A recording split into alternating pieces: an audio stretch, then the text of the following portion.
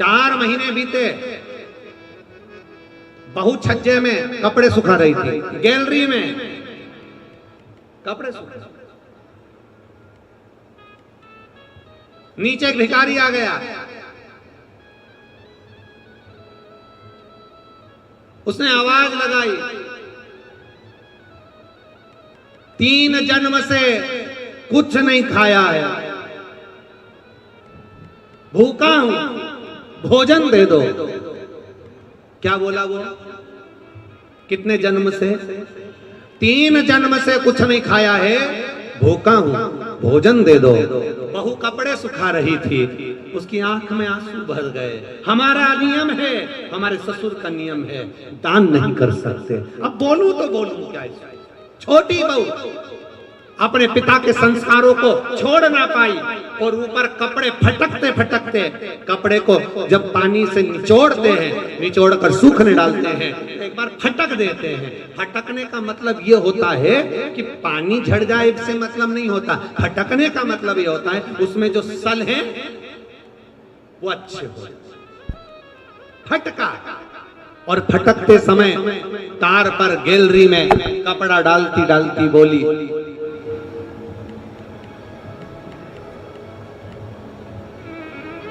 बासी खाना खा रहे हैं, कल हमारा उपवास है। क्या बोली? आप भी बोलो, जमी के बोलो। बासी खाना खा रहे हैं, कल हमारा उपवास है। इतना भिखारी ने सुना और भिखारी चले गए। अब भिखारी तो चले गया, पर नीचे जो कुर्सी डाल के अखबार पढ़ रहा था कौन? जम के बोलो, ससुर। बस उसने सुन लिया। अच्छा हुआ तुमने ससुर बोला हो, नहीं तो एक जगह कथा कर रहे थे, उन्होंने कह दिया एक भिखारी तो चले गया, पर नीचे जो कुर्सी डाल के अखबार पढ़ रहा था, तो लोगों ने कह दिया वो भी।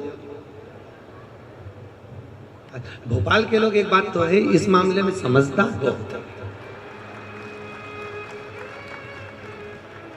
जबरदस्ती लोग भोपाली लोगों का, भोपाल के लोगों के कह देते हैं साहब माँ तो इतनी गाली बकते हैं, माँ तो ये साड़ा तेड़ा बोलते हैं, साहब माँ तो बात बात में अपशब्द कह देते हैं। हमने देखा, अभी हमको भी यहाँ पर 3 दिन हो गए, सब अच्छे से ही बोल रहे हैं, सब अच्छे। एक भी ऐसा नहीं मिला जो गड़बड़ बोला, एक भी। बड़े भाव, वो तो दुनिया के लोग हैं, कहते रहेंगे अपन तो अपना भजन करो। भिखारी चले गया, कुर्सी डालकर अखबार पढ़ रहा था। कौन? ससुर। और अखबार पढ़ते पढ़ते उसके कानों में शब्द गया कि बहू ने कहा बासी खाना खा रहे हैं, कल हमारा उपवास है। भिखारी तो गया, ससुर को क्रोध आ गया और ससुर को गुस्सा आया। बताओ, कल की आई बहू 4 महीने नहीं हुए, इसको कौन सा बासी खाना खाने को दे दिया और कौन सा इससे उपवास करवा दिया? इतना अच्छा खाना मिल रहा है, रोज ताजा खाना खा रही है, अच्छे से रह रही है, इसका पति कमा रहा है और हम उपवास करा रहे हैं। ससुर को क्रोध आया, उसने दोनों बहुओं को बुलाया। बड़ी बहुओं को बुलाकर कहा अब इस बहू को मैं अपने घर में नहीं रख सकता, क्योंकि इसने मेरी बदनामी कर दी एक भिखारी के सामने। मेरी बदनामी कर दी है भिखारी के सामने।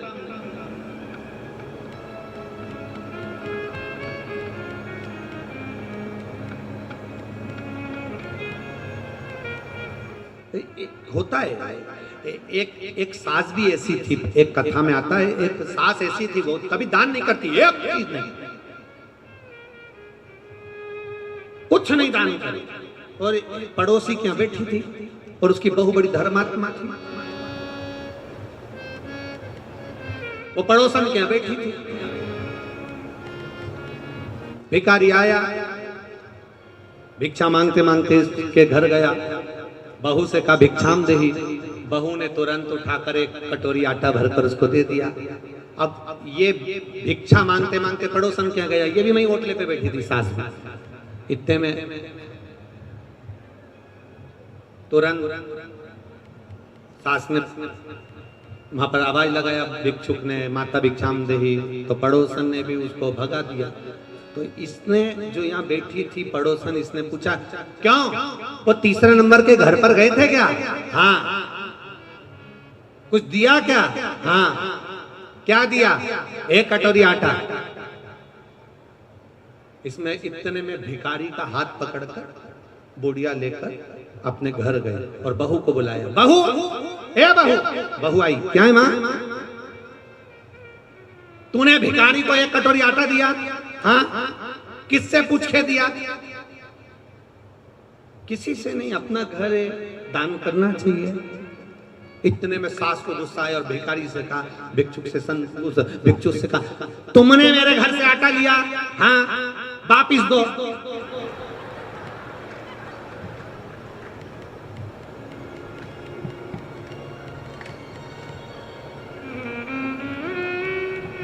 भिखारी ने कटोरा भर के आटा निकाला, दे दिया। जाओ, इस घर में मेरी चलती है। मैं बोलूंगी तो बहू आटा देगी और मैं बोलूंगी तो नहीं देगी। जाओ। मैं जब तुमसे बोलूंगी तुम आओ, तुम आना, फिर मैं आटा। अब भिखारी ने फिर बोला, माता भिक्षाम देही। सास ने कहा, कटोरी भर के आटा दो। बाहर खड़े भिखारी ने सास से पूछा, तुम ऐसा क्यों करी? सास ने कहा, आज से ही नई नवेली बहू की घर में चलने लगेगी तो मेरी कभी नहीं चलेगी, इसलिए मेरी चलना चाहिए, इसलिए मेरी चलनी चाहिए। अब ससुर जी बैठे थे, ससुर ने बहुओं को बुलाया, इसने तुम्हारी इज्जत खराब कर दी। ये कह रही है कि बासी खाना खा रहे हैं और कल हमारा उपास है। बताओ कौन सा बासी खाना खिलाया इसको? कल की आई हमें बदनाम कर रही है। अब तुरंत ससुर ने पत्र लिखा और संधि जी को भेजा, आप अपनी लड़की को लेकर चले जाओ, क्योंकि ये हमें बदनाम कर रही है। ऐसी लड़की हमें नहीं रखना, हम इसको ताजा खाना खिलाते हैं, ये बासी खाना खाने की बात करती है। एक भिखारी को इसने ऐसा ऐसा बोला है। और संधि के पास पत्र गया, संधि की आंख में आंसू भर गए। मेरी बेटी को 4 महीने हुए हैं शादी को, कैसे लेकर आ जाऊं? और मेरी बेटी ऐसी है ही नहीं, मैंने उसको संस्कार दिए हैं, वो कभी गलत कर ही नहीं सकती। ये मेरा विश्वास कहता है, ये मेरा भरोसा करता है। मैं कैसे कह दूं कि मेरी बेटी ने कुछ गलत कहा होगा, कि मैं भूखी मर रही हूँ या मैं उपवास कर रही हूँ या हम बासी खा रहे हैं? ये मेरी बेटी बोल नहीं सकती, भले बासा खा लेगी पर बोल नहीं सकती। आखिर हुआ क्या है?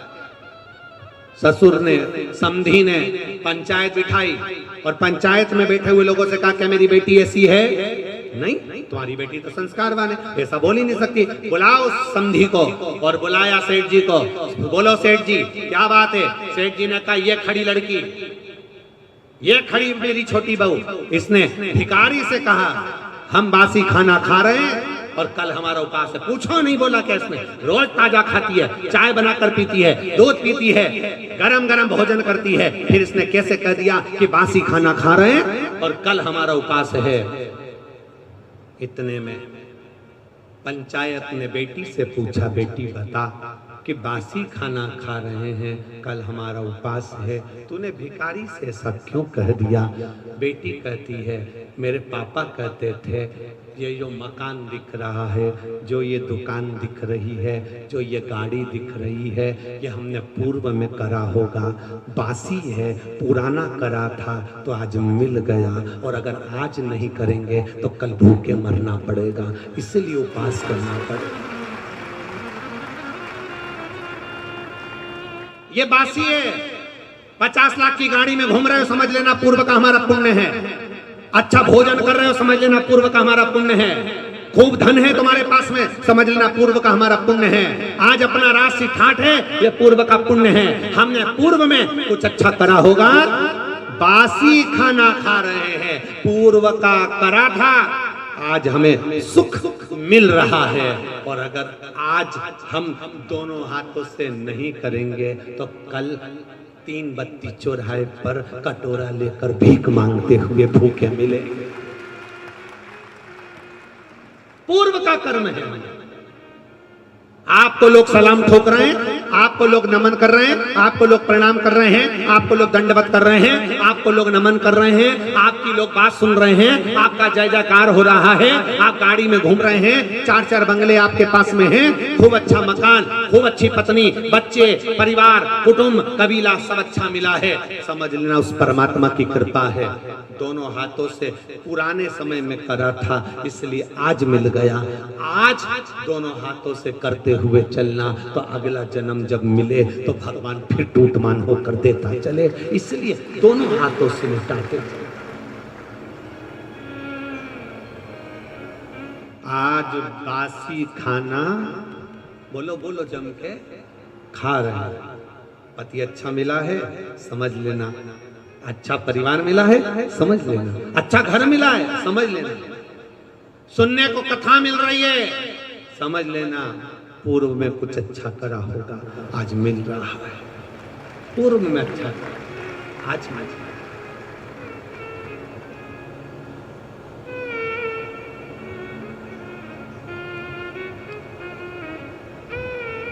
क्या यीशु महापुराण की कथा भोपाल में पहले नहीं हो सकती थी? बोलो बोलो जम के। पर ललाट पर तो लिखा होना चाहिए कि किसके माध्यम से होगी और कौन करवाएगा।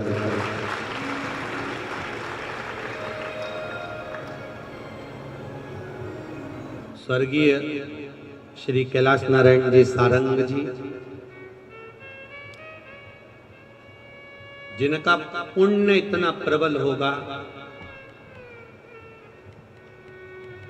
कहीं मां नर्मदा के तट पर रहे और मां नर्मदा जी की गोद में रहकर ना जाने कितने लोगों को, नर्मदा परिक्रमा करने वालों को, सदाव्रतियों को कुछ अन्न का दान किया होगा, कुछ पुण्य का कार्य किया होगा। तब नर्मदा जी ने सुनकर यीशु महापुराण की कथा उनके कुल में करा। ओ लिखण वाले दयाल लिखना, लिखण वाले मेरे हृदय बिच शिव जी का प्यार लिखना,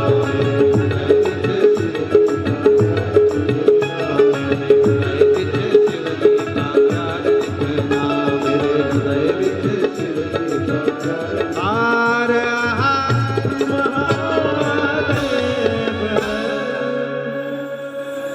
अपने स्थान पर बैठकर भगवान शिव से अपने मन की बात, अपने हृदय की बात दिल से बाबा से भाव के साथ कही, भाव के साथ।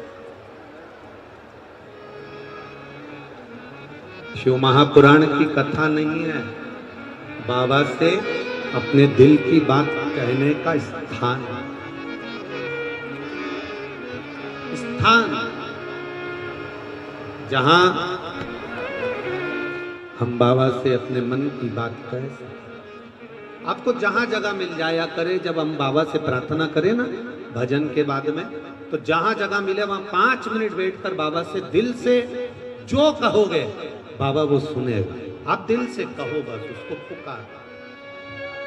इतनी दूर दूर से आप लोग आते हो, कोई 100 किलोमीटर, 150 किलोमीटर, 500 किलोमीटर, 700, 800, हजार किलोमीटर दूर से, कोई 50, 100, 25 किलोमीटर दूर से यहाँ आए हो, कोई भोपाल से भी आए हो, कोई यहाँ पास से भी आए हो। इतनी धूप में चलकर आए हो तो बाबा से कहकर जाना, बाबा आपकी कथा सुनी है और हमने सुना है तू देता है, छप्पर फाड़ कर देता है, ऐसी कृपा करना, हमारी भी झोली भरना। दिल से बाबा से भाव के साथ लेकर श्री शिवाय नमस्तु, श्री शिवाय नमस्तु, श्री शिवाय नमस्तु, श्री शिवाय नमस्तु, श्री शिवाय नमस्तु भोला सब दुख काटो ओ भोला सब दुख काटो शिव शंकर जनो तेरी माला भोले बाबा जनो तेरी माला भोला सब दुख काटो ओ भोला सब दुख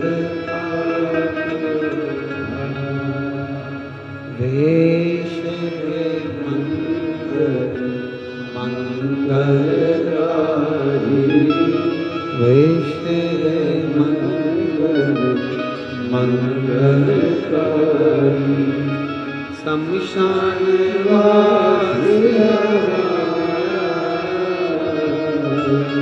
शमशान ओ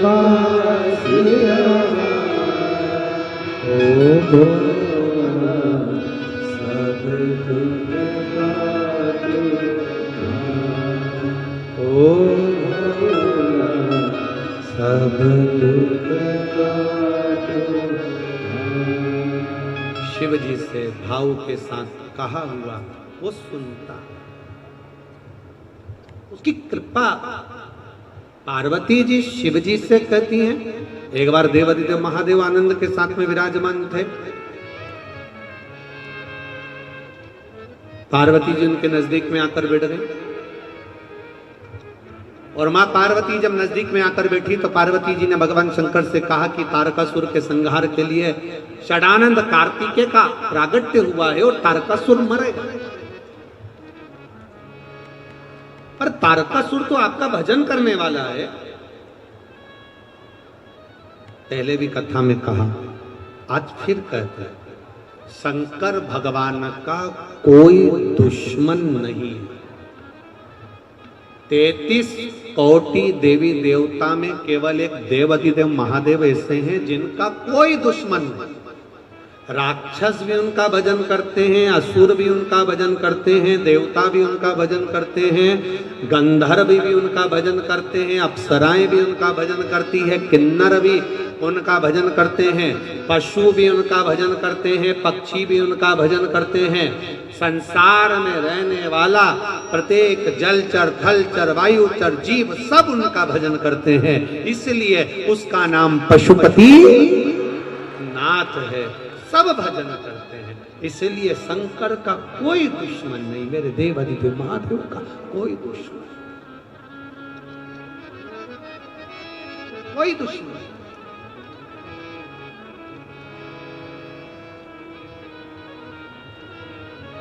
शिव का कोई द्रोही नहीं।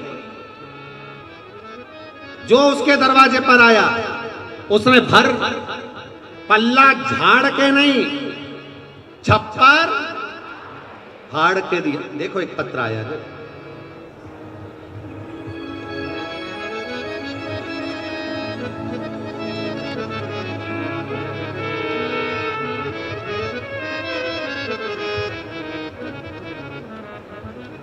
मैं किरण साहू पति टेकराम साहू भोपाल टीला जमालपुरा में रहती हूँ। कहीं बैठी हो तो हाथ हिलाइएगा जहां कहीं भी बैठी हो। टीला जमालपुरा में रहती हूँ। मेरी शादी को 20 साल हो चुके थे, मेरी कोई संतान की प्राप्ति नहीं हुई। डॉक्टर को दिखाने पर बताया कि आपकी दोनों ट्यूब ब्लॉक है, आपको दूरबीन वाला ऑपरेशन करवाना पड़ेगा।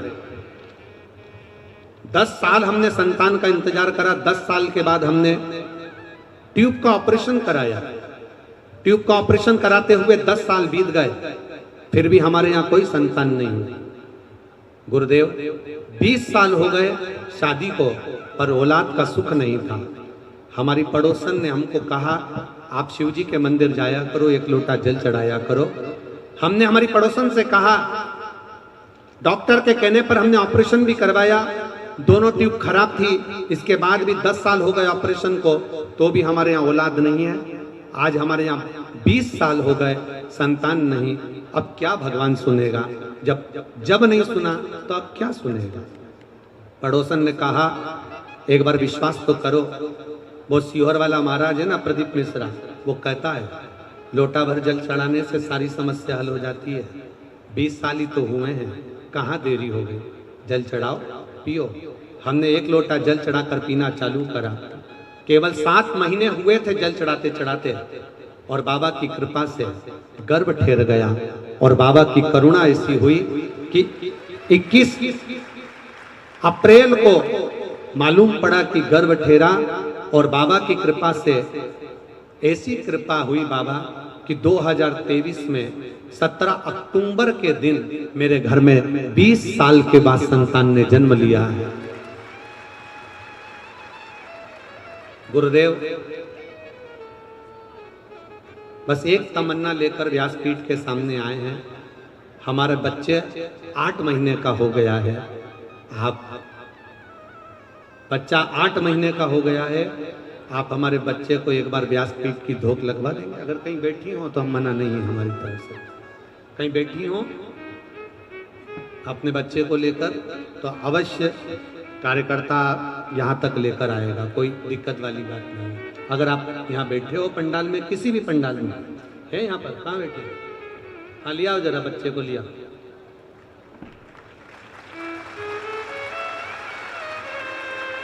हाँ लिया ही।